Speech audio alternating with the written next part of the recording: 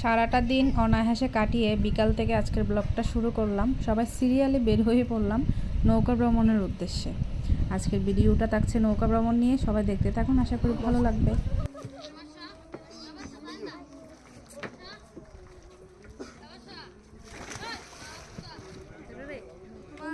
driver শুভদা, নৌকা driver শুভদা, Rockstar Apu ভাই,